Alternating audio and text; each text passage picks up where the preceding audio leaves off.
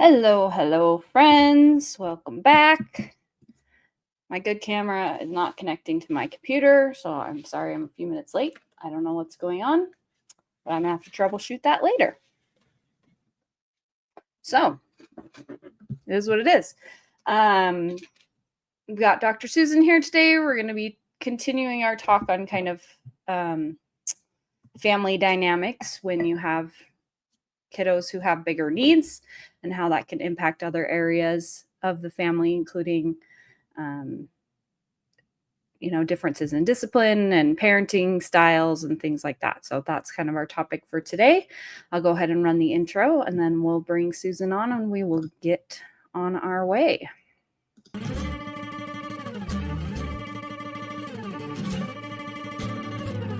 Hi, I'm Nicole, and as you have probably guessed, I have ADHD.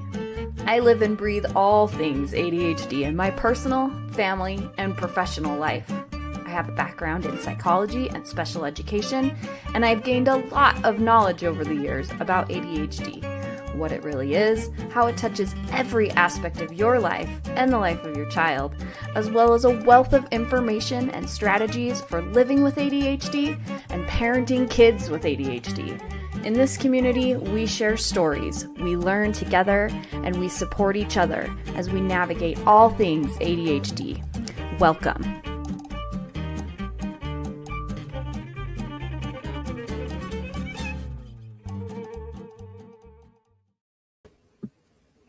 Hello. Hi, how are you today? Doing great. How are you? I am doing excellent. Thank you for asking. Oh, fantastic. Makes me so happy. We are trying to... Oh, yeah, it's not working. Okay, I'm sorry. I keep trying to fix my camera and it's not working. I need to let it go. We are surviving the last few weeks of summer break. I'm glad you're surviving. I'm sorry it isn't more positive. Oh, it's just that time of year where it just is like everything goes out the window and it's just craziness, and everyone needs some structure back in our lives, and myself included. So activities are ending, and we should make that a topic next year for this time of year. Yeah, how to survive the last few weeks of summer. It helps because my older two are now at band camp all week this week and next week, and then they only have a few days until school starts. So good. We're in the home stretch. I'm so glad to hear that. I have to say, one of the things I don't miss now that my children are adults is living on a school schedule. I do not miss that at all. Yeah, it's hard for me because I need my routines, and then summer comes and little breaks from school here and there, and it just throws everything off. So it's hard for me and it's hard for them, and the combination of the two, I am just not a fan of breaks from school. I completely understand that. I'm sure a lot of our viewers can understand that too. Yes.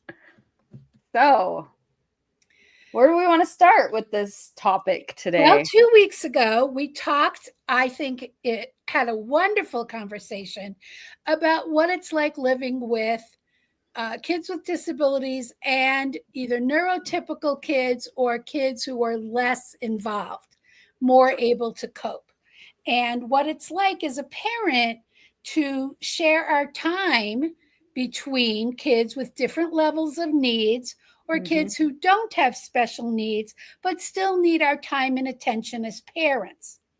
And how it's difficult to explain to our kids why one or more of our kids need more time and attention, and how that's quote unquote not fair. And guess what? Live with it, because that's life. Right. And life is what happens when we're making plans.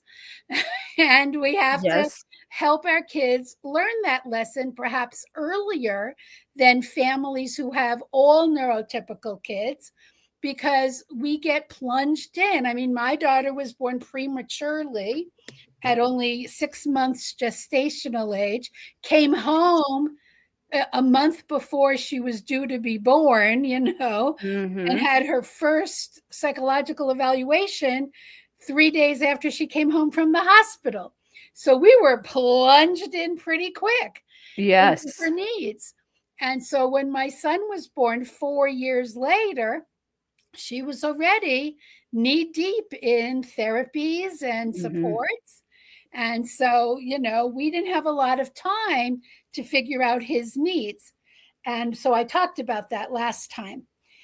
And one issue that kept coming up, you kept wanting to plunge into this, is discipline. And so what happens, not just the positives, how to make sure all our kids get our love and affection and feel cared about and nurtured by us, no matter what their needs are. But then we always have the flip side, which is what happens when our kids break the rules. Right. And so I think today we're going to spend some time talking within the same parameters, that our kids with disabilities have different needs than our kids who are less needy or neurotypical, and yet they all have to have rules, and we have to have a plan for how to handle that. Right.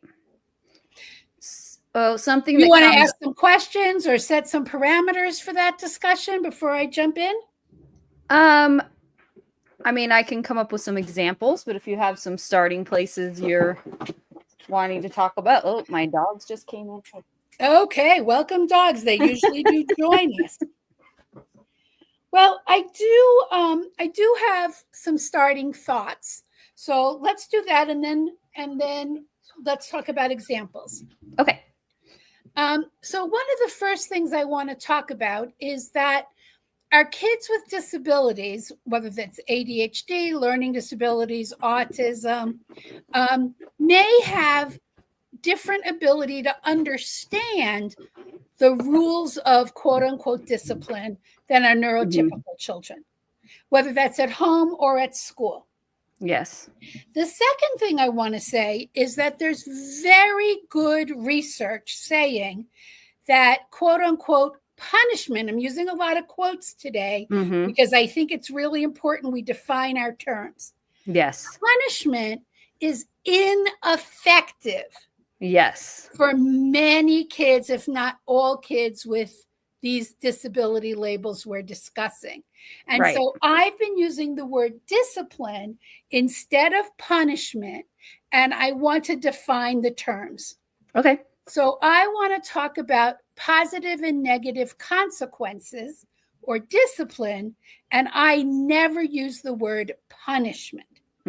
So punishment is being harsh on our children, depriving them of something they desire, or doing something hurtful to them, such as taking away their toys, screaming at them, doing something that is painful to them, such as imposing chores, taking away their recess at school, forcing them to stay after school, putting them in detention at school or at home, sending them to their room for lengthy periods of time without any understanding by the child or a connection between what they've done wrong and the punishment that's imposed.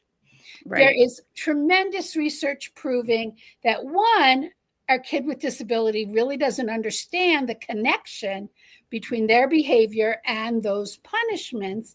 And two, that those punishments have very little effect in changing the negative behavior that you, the parent or the school teacher, are angry about.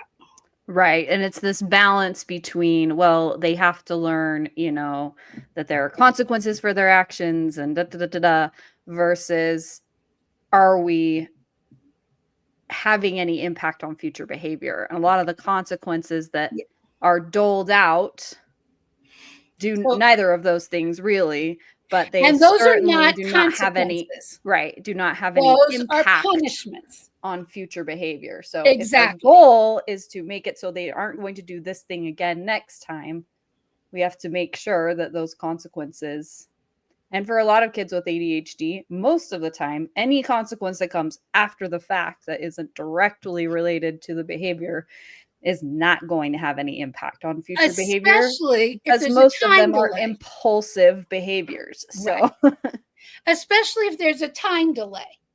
So, right. you misbehaved in first period and you have to stay after school after eighth period. Yeah. No connection. No, because most So, of the time, those behaviors, they're not thinking about the consequences of their actions when they're doing the thing. They're just exactly. acting. Their brain is firing. So, Exactly. It's impulsive. Or it's not actually a negative behavior at all, but it's a right. result of their disability that they don't have conscious control over. I'm going Right. to say it again because it's so important. It's not a misbehavior, but it's a consequence of their disability that they do not have conscious control over. Right.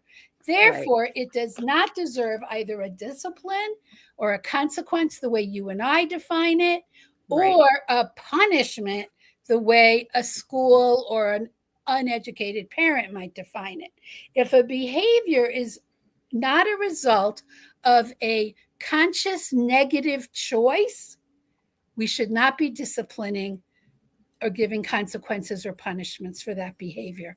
And that's really hard for schools and parents to understand. If the behavior is a result of the disability itself, then rather than quote unquote punish or discipline, instead we need to redirect, we need to teach, and we need to set up environments that support the child so that those behaviors don't occur. That is such a tough message for many It's adults. really hard. It's hard. And that's kind of where I would say it comes up in these sibling relationships, right? We have a sibling that sees, the brother do something that they think they should be punished for, or that there should be some other kind of Should, consequence should, for. should, all those bad Right, words there. right, right. But these are kids, you know, and they get frustrated because they're like, well, you're not doing anything about this, and so I will, right? And then they intervene in a way that is, Yeah.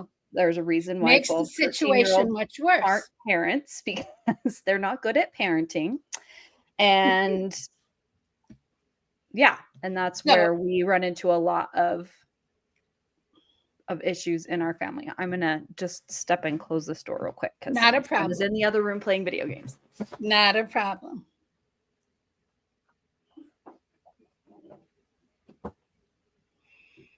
Oh, So before we continue, I want to define one more set of terms, okay. and that's we're not saying the word punishment because we've already identified that punishment is a harsh reaction to a behavior, whether that's a neurotypical kid or a kid with special needs or disabilities, right?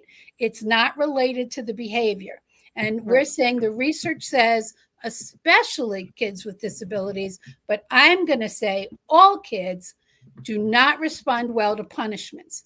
Instead, we want to talk about positive and negative consequences. And the simplest way I know how to say this is when you do good things happen. And when you do bad things happen.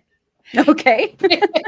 I really can't say it any simpler than that. Sure. And parents look at me like, what?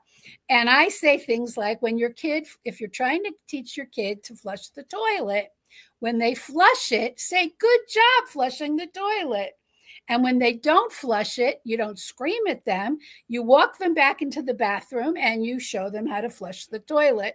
And parents look at me like I'm crazy, like they should just know to flush the toilet. And I'm like, by osmosis, they should just absorb. They're not in the bathroom when you're in the bathroom to know that you flush the toilet every time. How are they supposed to learn this unless you praise them for the good behavior? That's good things happen when you do good things. Or if they don't flush the toilet, you have to teach it and reteach it. Right? It's not a behavior that we quote unquote punish, because Spanking them or yelling at them is not going to teach them the behavior of Right. They flushing still the don't toilet. know They how to still flush don't the know toilet. how to do it. So I use this example all the time because it seems pretty straightforward and it's hard for parents to grasp. Yes. But again, yelling at your kid is not going to teach them to flush the toilet. And parents look at me like I'm crazy until they finally get that. So, what behaviors are we trying to teach our kids? Not hit their brother and sister, pick up their toys and put them away. Same thing. When they pick up their toys and put them away, we praise them. Thank you so much. That's such a good job putting away your toys. You put all the Legos in the right place. We praise them specifically. We don't just say good job. We tell them all the things they did right. When they don't pick up their toys, we could spank them. We could scream at them. We could throw their toys out in the garbage. Is that going to teach them how to clean up their toys? No, it's just going to cause resentment against you as the parent. Right. Instead, we can say, okay, cleanup time is starting. Nicole, put the Legos away in the Lego box. Nicole, pick up all the books and put them on the bookshelf. And we give instructions and we praise each time you do it until they're capable of doing it independently. Right. Now, we actually do this with our neurotypical children too. It's just that they pick it up faster.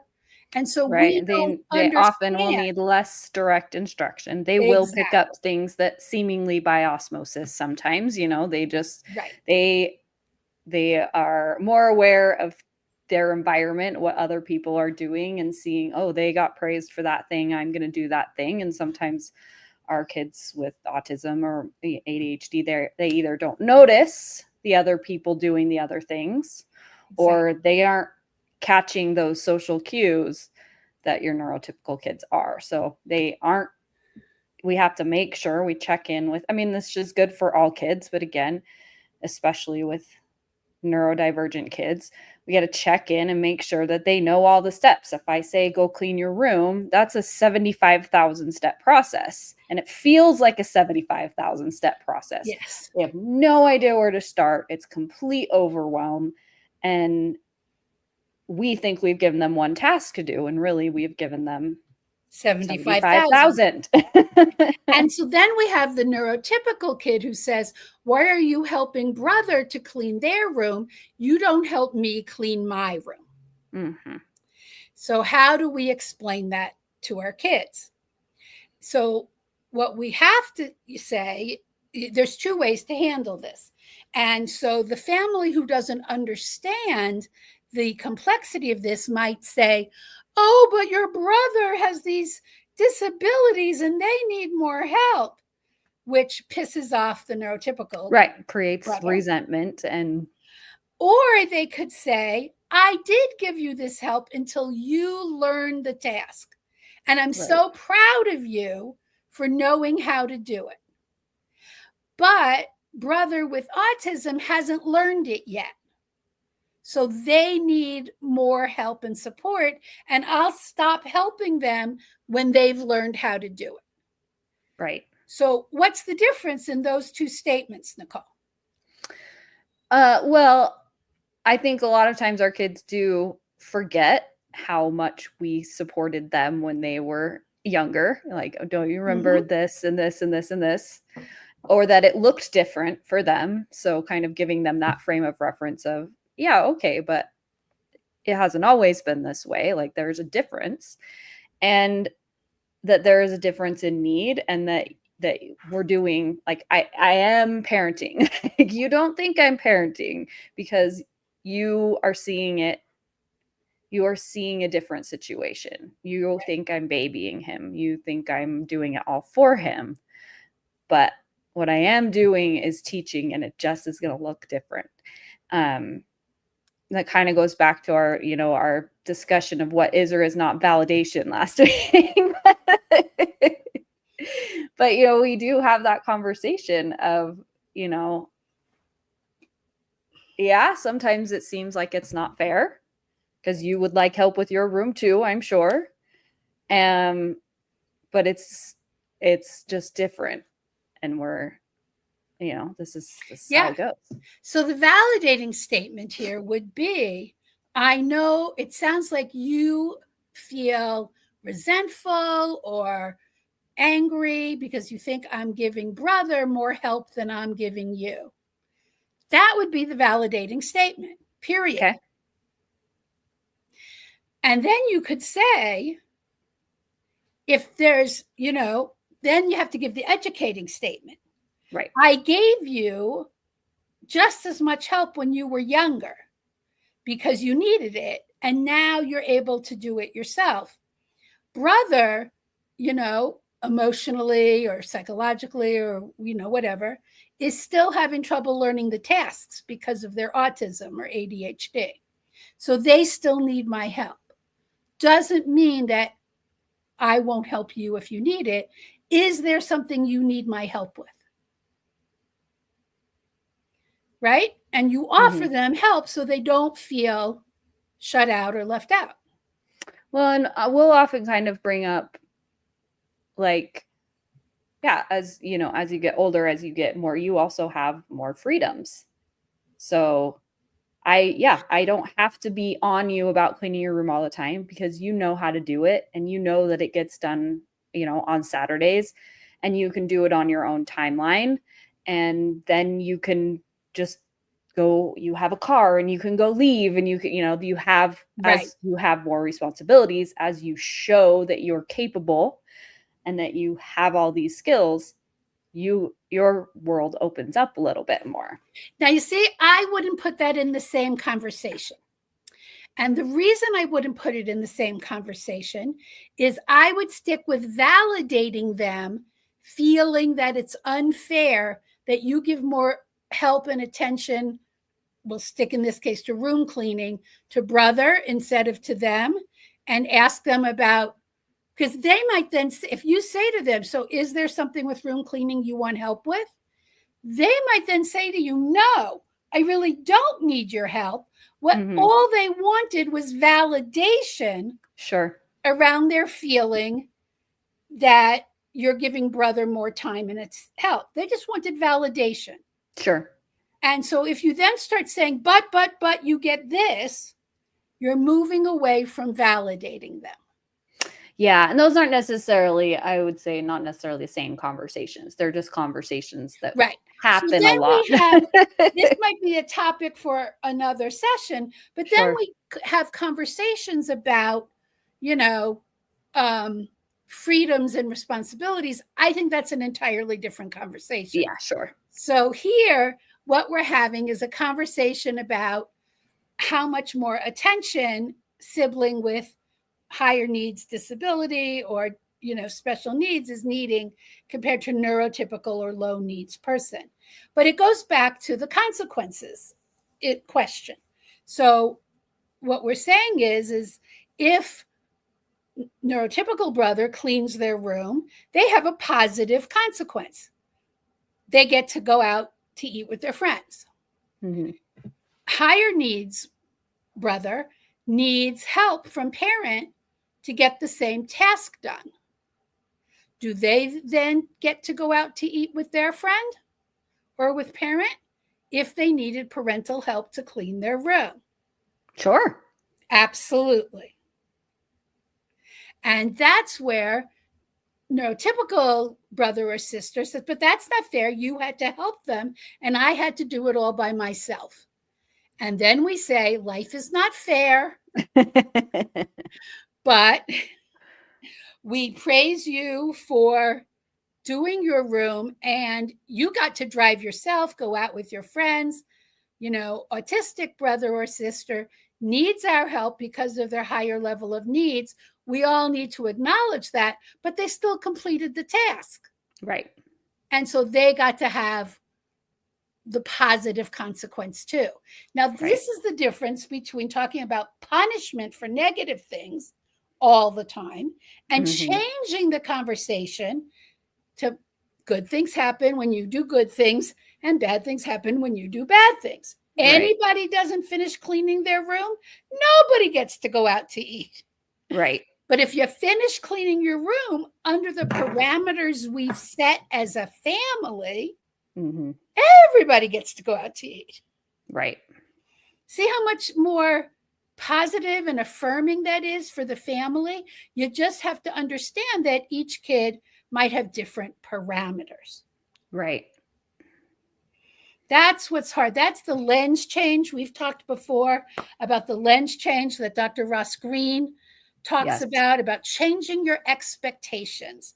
And this is not just true for parents or teachers, but for siblings as well. Yeah. And it can be hard. I mean, the big one that happens a lot in our house has to do more with not necessarily doing chores and things like that, although that is an issue because they all feel like little brother should just do just as much as they do. And I'm like, okay, but when you were his age, you didn't do that much. So get over it. And right.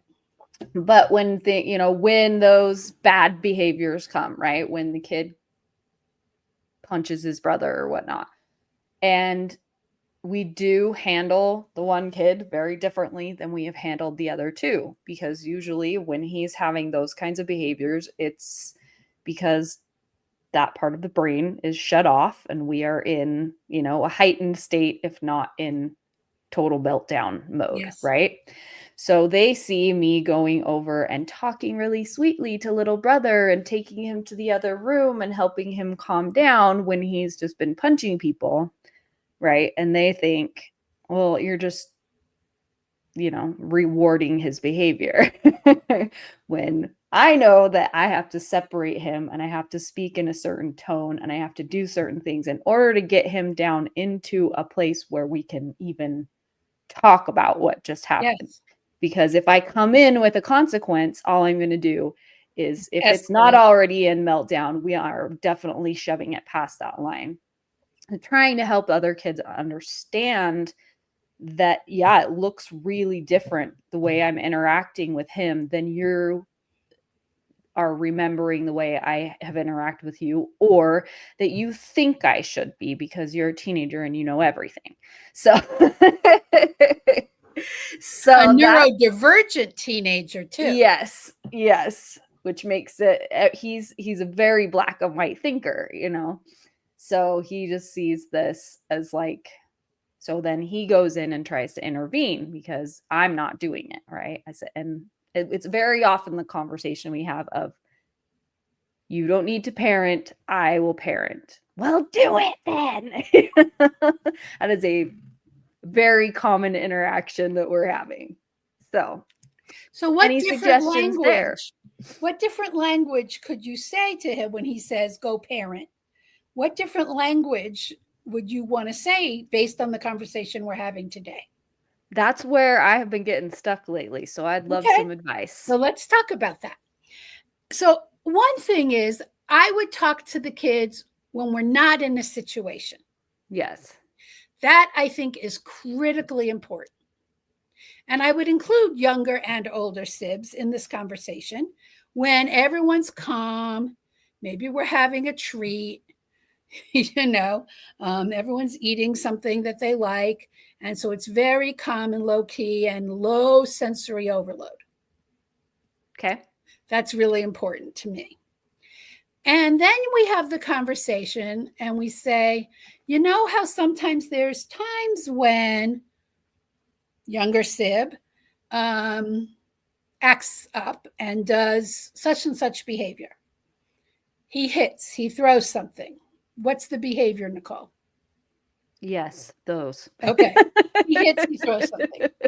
Now you ask older sib, if you hit or threw something, what would happen? And you get him to say, I'd be sent to my room. I'd be grounded for the next 2 days. Whatever the consequences you have in your family, right? And you ask middle kid, if you hit or threw something, what would your consequence be? And remember, I'm saying consequence, not punishment, right? And then if youngest is able to articulate it, but older kids are going to be able to say, but when younger sib hits or throws, You don't ground him right away. You take him in the Yeah. other room and talk to him. And we think that's really unfair. Now, I have to ask you, is there a negative consequence after you calm him down? Yes. And what is that?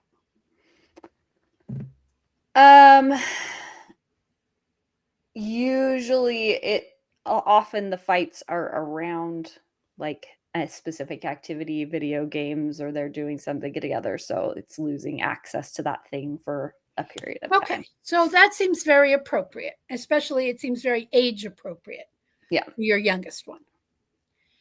So the next thing, if the youngest one can't articulate or won't because he's feeling overwhelmed, you can ask the older two, after I take youngest into the other room, what do you think I'm doing in there? Right. And you're going to have to guide them through a conversation because they know he gets overstimulated. They understand sensory overload. Yes. So you're going to guide them through a conversation in which you're going to get them to say, yeah, youngest gets overwhelmed and you're talking him through sensory overload and you're calming him down so that he can have a constructive conversation. That's what you're going to do next, is you're going to get them to admit that he needs sensory de-escalation. Gotcha. As opposed to just telling them that. Right. You don't want to tell them. You want them to acknowledge that they know this about their younger sib. Yeah. So you're going to maybe say, so what do you think I'm doing in there? Mm-hmm. And they know. Yeah. You need to get them to admit it. Okay. And then you're going to say, so younger sib, what happens after you and I have that talk? And younger sib's going to say, I don't get to play the game. And if he can't say it again, because this might be a difficult conversation for him, he might even need to leave the room at some point. You're going to get older sibs to say, again, you're not going to tell them, you're going to get them to admit, yeah, he doesn't get to play the game for the day. You take the access to the game away from him. Mm-hmm. So in other words, instead of you telling them, they know perfectly well that he's not allowed to play the game. Yeah. So you telling them isn't what's helpful here. What's helpful is them admitting that once they get over there, how come he's not grounded? How come he's not this? In the quiet setting, you want them to admit that they know.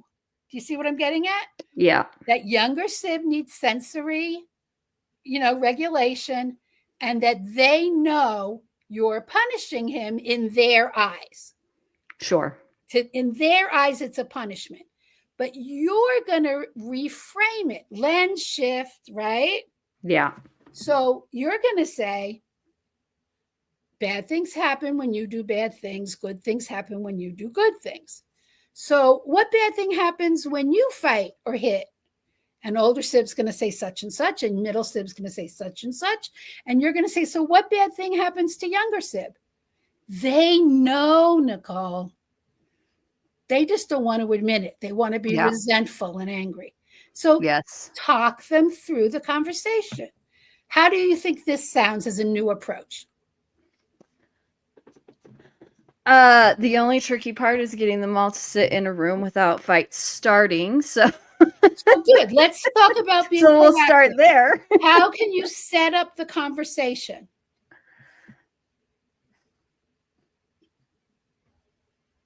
This is an excellent discussion for us to be having for the families who are listening to us.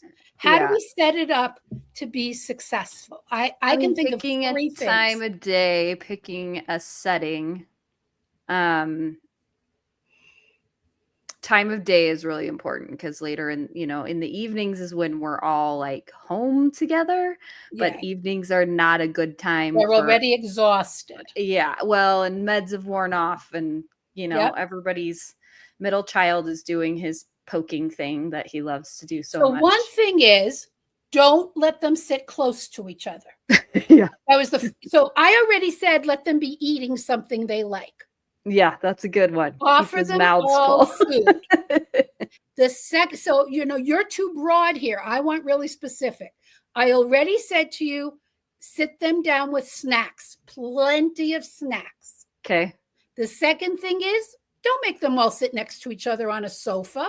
Oh, no. Let Never. them be spread out. If they use, beanie bags, or they like to lie on the floor on cushions, get them in their most comfortable position, and don't let them be close to each other. Yeah.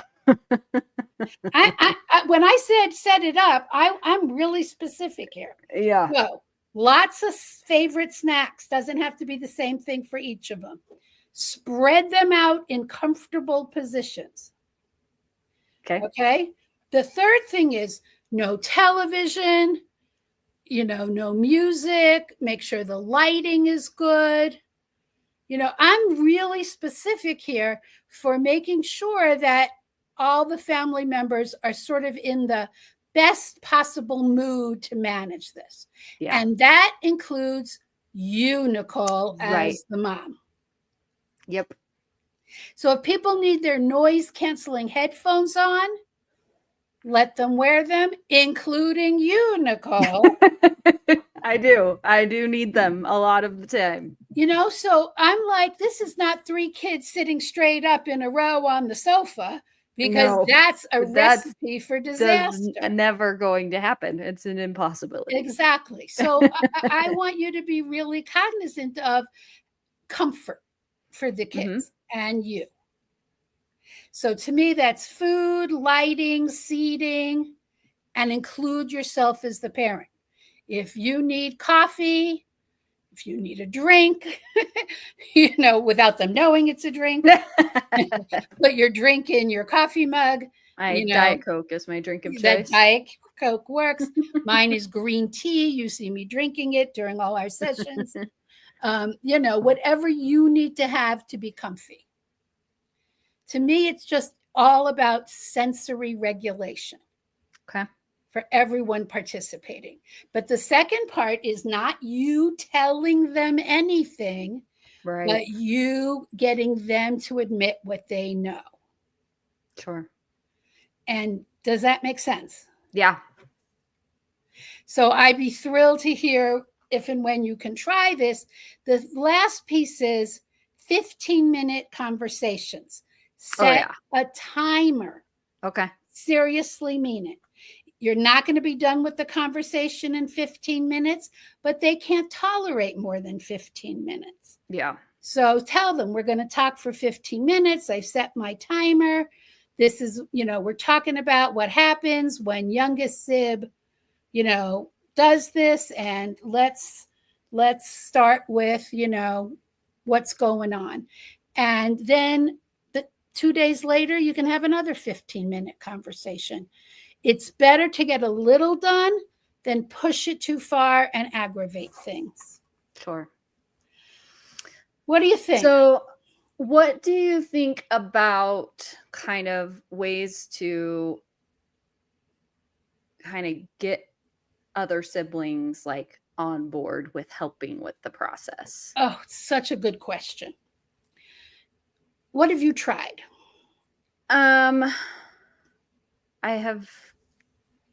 All I've really tried is kind of conversations, so I would love to, because I feel like that is something that, like, my middle child is very much an empath, but he doesn't necessarily know what to do with that. My older son is really liking being kind of more responsible. So I feel like if I could get him on board with but he needs like a step-by-step procedure, to kind of like, okay, when this happens, here's what you can do to de-escalate rather than escalate the situation. But I don't really know how to get that. I would love, like, have this vision of like, them being part of the team. Yeah, definitely. So with my kids, I think I mentioned this last time, but I'll say it again. From a fairly young age, I explained to them, if they came to me complaining about each other, that what was going to happen was that I was going to take away what they were playing with and send them both to their rooms. Now, I believe that timeout should only last the number of minutes the age of the child. Yeah. Now, your kids are too old for timeout, so we'll talk about an alternative. But my kids were probably 6 and 10 when I started doing this with them. And they'd go to their room. He went for 6 minutes. She went for 10 minutes. She's the oldest. And that went on until they were, I don't know, a couple years, 8 and 12, 9 and, she's 13. I wasn't sending her to timeout anymore. Right. But what I would do is say, I'd separate you until you were ready to play together nicely and let them calm themselves and come back out. Because teenagers, you don't send to timeout anymore. Right. But what you can say is use break. your regulation tools. And we had a series of tools that we taught our kids. Deep breathing, a relaxation technique, some stretching. And when you're ready to, play nicely or be part of the family, you could come back out of your room. So that was the first thing, is we taught them some sensory regulation tools. And they could go to their room and practice them and come back out. And if they still weren't actually regulated, this would repeat until they could come back out. But also what I taught them, again, starting at that very young age, probably 6 and 10, is that if they didn't want that, if they didn't want to be sent to timeout and lose access to whatever they were playing with for the rest of the day, they could work it out themselves. So they would come to me, or one would come and tattle on the other. That was the most frequent thing that happened. And I would say, do you want me to get involved knowing what's going to happen, meaning sent to your rooms and lose access to the game, or do you want to work it out yourself? And they quickly learned that they'd rather work it out themselves than get sent to timeout and lose access to the game. So within a few weeks, one would come to me and tattle, or both would come to me to tattle. And that's what I would say very calmly. Do you want me to get involved, or do you want to work it out yourself? And they would go away and work it out themselves, because they didn't want to lose access to the toy and they didn't want to be sent to their rooms. So that's my first recommendation, is you teach your kids. Again, your kids are older, and I'll talk in a minute about that. But with younger kids, you teach them the alternatives. If you get involved, there's timeout and they lose access to the toy or the game. Or they can work it out themselves and keep playing. Most kids will choose, even kids with ADHD and autism, most kids will choose to work it out themselves and keep playing. They don't want you to be involved. Right. Now, it can take a lot of training to do this. And you have to repeat this over and over. You have to remind them of what the alternatives are. You might have to teach them some compromising skills, which you can help with. But it's a very powerful intervention to say, do you want me to get involved and you won't like the outcome because it's time out or sent to your room and lose the toy, or work it out yourself? And most kids will prefer to work it out themselves because they don't want to be separated. They don't want to stop playing. So that's the first step. Now, you have older kids who are all teens, middle and high school, right? The two are older, middle and high school. Oh, and the youngest is 9. how old? 9. Okay. So he's still just getting to that preteen stage. So you still have a powerful intervention, which is you lose a privilege. Right.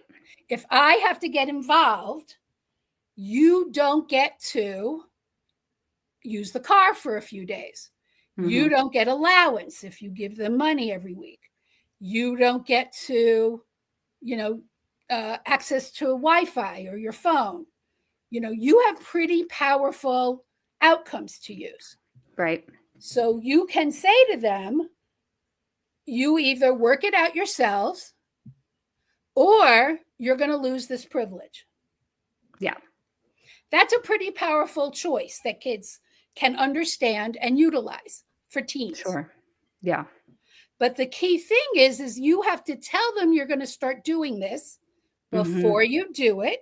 You don't do it in the heat of the thing when they're all escalated. Yeah. You tell them in one of these quiet family meetings, look, we're going to start having a new rule here.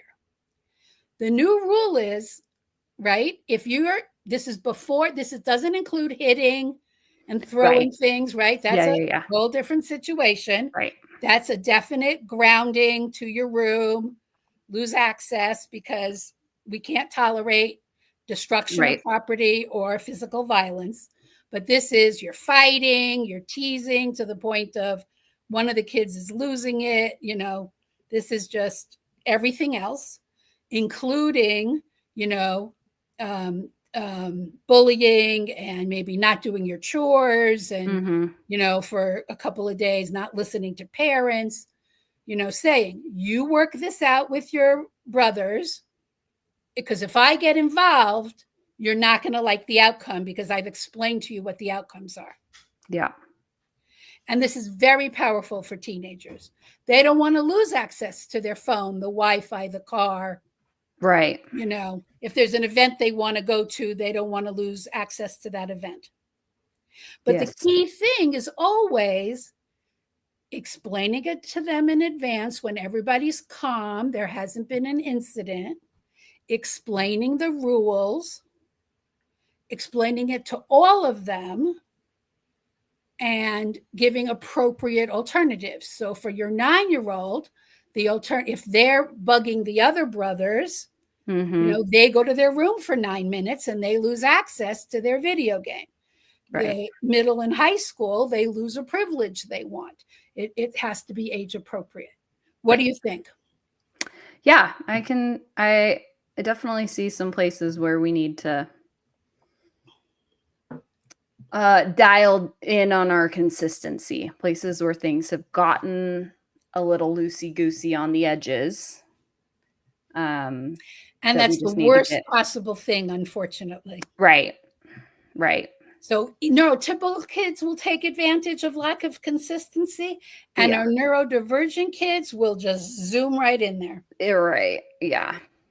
Yeah. And it is kind of that, but at this time of year, especially, you know, when we've gotten through the summer and the schedules and everyone's just a little dysregulated all of the time. So, you know, I often talk about these kind of natural reset times during the year, right? You got New Year's, you've got the beginning of the school year, and then the beginning of summer are kind of 3 like times when we do just a general reset of our family systems, examining like, are our calendars all working? Like what's working, what's not working? What have I, as mom with ADHD, kind of let get out of routine, right? And just to kind of zero in and get everybody back on track. And so definitely I can see as we're approaching the school year that we need to tighten things up again. One of the things I highly recommend, especially in households like yours where there's a neurodivergent parent as well as kids, is put things in writing and post it. So on your fridge or your kitchen cabinet, in the kids' bathrooms or their bedrooms, by the front door, you know, things like these rules, work things out, or this is going to happen. You know, we still have by our front door, we've had it for my daughter for, I don't know, 15 years now, the list of things she has to have before she leaves the house. Yeah. And it's changed. When she was in middle school, it was one list. When she was in college, it was a different list. Now, when she was working at a job, it was a different list. But we've updated that list, and you have, you know, 3 kids. They might each need their own. You might need one, Nicole. But I do. You know, why do you have to keep it in your head? I believe in writing things down. And if you need and for me, I definitely am like if there's a lot of kind of overwhelm in general, then my capacity to stick to these things for myself and for my kids is Yeah. much diminished. And so, like, I'm looking around my house right now and, like, we need to do some serious decluttering because there's so much input happening all the time that I end up just kind of escaping to, like, a little safe spot in the house with to just like not deal. And then I'm not doing those things and I'm not interacting the Right. way I need to. I'm not helping my kids through their stuff because my level of overwhelm is so high. Yes. Now, getting So, through those projects again is a whole other thing or a different well, conversation. we've talked about the But difference between priority lists and to-do lists. I'm sure we'll repeat that conversation in the future. But for your kids here, what I suggest is just a list of 3 or 4 basic rules. yeah, That's it. Like this is how things are going to be. For example, this is the perfect time for your family as you reset for school. right. Right? Work things out between yourself, or this is going to happen. Yeah. Check your list about what you need in your backpack before you leave for school every day. Yeah. What are the positive consequences and negative consequences for the key behaviors that you're dealing with? Right. And that's it. 3 or 4 things. That's it. Yeah. And Yeah, then if it's your that time. youngest It's one, that time of year. and then lists, if they need individual lists for like their morning routine or their bathroom routine or their bedtime routine, especially your youngest one, then that's a separate set of lists and we'll schedule a separate conversation about that. But today we're talking about positive and negative consequences and how they affect family relationships. And just this very short reminder in writing, so you don't have to be the one who, you said earlier when I said, ask your kids questions about how things are supposed to work. And you smiled and said, instead of me telling them. Right. And I can't emphasize how important it is for parents not to be always telling their kids things. Write it on the list.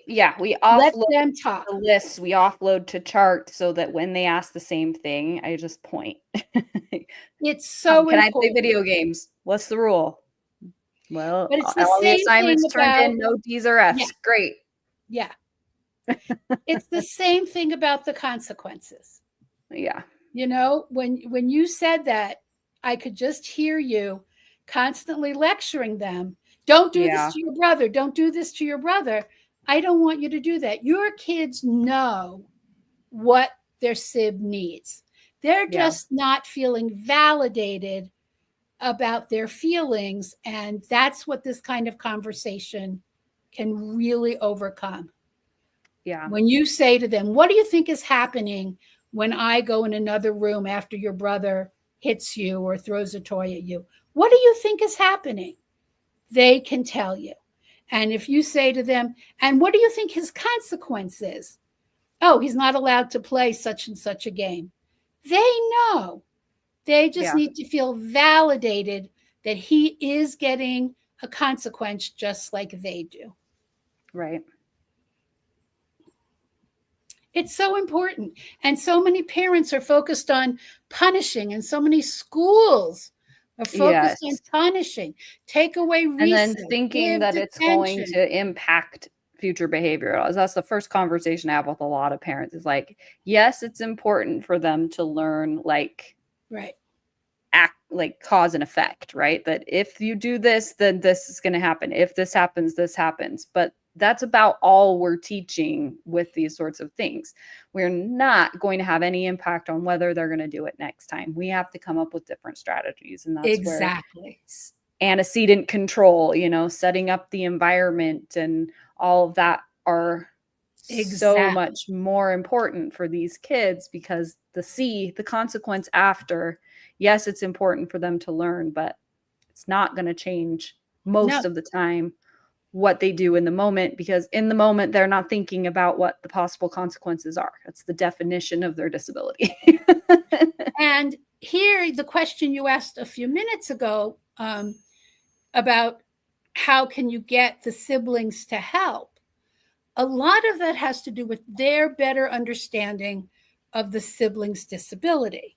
Right. Because, in my family, my older daughter has had some increasing neurological involvement, which causes her to have what looks like fainting episodes and muscular lockups. And she often needs physical and emotional support. And her younger brother, who's 26 now himself, I mean, he's an adult, he has, over the last 5 years, as these symptoms have increased, really stepped up and been able to support her. Excuse me. And I don't think he would have done that. He's not living in our home anymore. But when he's here, I don't even need to. He immediately goes to her and has learned how to physically and psychologically support her through these episodes. He's made it his business to learn to understand her, knowing that, please God, not for another 20 years. Right. But there may be not that old, that eventually he'll have to take over her care. He's really stepped up. And he has ADHD and anxiety disorder himself, but he's really stepped up in learning to care for her, knowing that someday it's going to fall on him, hopefully not for a very long time, but still. And that's very important for our kids to be learning about each other, that they do have to support each other. And so one of the ways that happens are through these non-judgmental conversations. Sure. There was one resource you mentioned last week that I wrote down. If I can find that note. I don't know where I wrote it down, but I know I wrote it down over here in this pile of notebooks someplace. Sibling support. That was the one. Yeah, absolutely. Still my primary referral for families who have multiple kids with or without disabilities. They have wonderful resources for the families. They have resources for the neurotypical SIBs specifically. They train people in providing sibling support workshops. I know we have 2 places that do them here in Colorado, in Denver. That's something we've talked about that I would love to be able to add to our practice. So we're definitely going to dive into more highly that you contact Ben Meyer, who runs them, and get somebody trained in your clinic. Yeah. All right. Well, we are about out of time. So thank you again for a lovely conversation. Another great discussion, Nicole. We always manage to find our way. Next week, as we're approaching back to school, we want to talk about planners, our favorite planners for kids and parents. So yes, Susan and I will each come with a stack. I have like 2 full bookshelves back here of planners. I'm looking at mine too. So we will come with our favorite planners, tell you what we like, what we don't like, give you some options so that when you're shopping for your kids or for yourself for this transition back to school, that you have some good resources for that. So join us next week for that conversation. One of my favorite sessions of our year. Yes. How to pick something good to help you. A good tool and not just another notebook to sit on the desk. Sounds great. Because I have about 12 of those. All right. I'll go ahead and run the outro. If you want to find Susan, her links are in the description of the video. I am looking at possibly talking to you more about helping my middle schooler. Probably won't be able to do it until after marching band season because he it's a tough time 5 days a week. But yeah, my schedule is open for you.